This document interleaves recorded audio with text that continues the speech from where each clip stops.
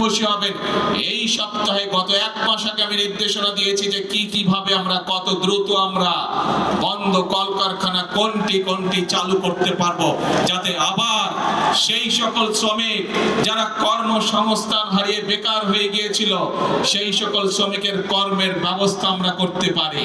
সেই মিটিংটি এই সপ্তাহে আবার নির্ধারিত হয়েছে। ইনশাআল্লাহ বাংলাদেশের অনেকগুলো কলকারখানা যেগুলো বন্ধ হয়ে গিয়েছে বিগত বছরগুলোতে, পর্যায়ক্রমিক ভাবে আমরা সেই কলকারখানাগুলোকে আবার চালু করার উদ্যোগ গ্রহণ করেছি। প্রিয় ভাই বোনেরা, শুধু এই বন্ধ কলকারখানা চালু হলেই সকল শ্রমিকের কর্মসংস্থানের ব্যবস্থা হবে না, আমরা জানি।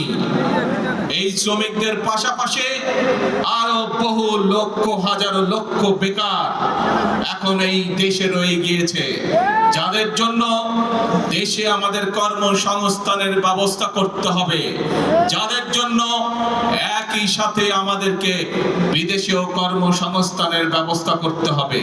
এবং সেই জন্যই আমরা বিদেশি বিনিয়োগকারী সহ দেশীয় বিনিয়োগকারীদের সাথে এরই ভিতরে আলাপ আলোচনা শুরু করেছি।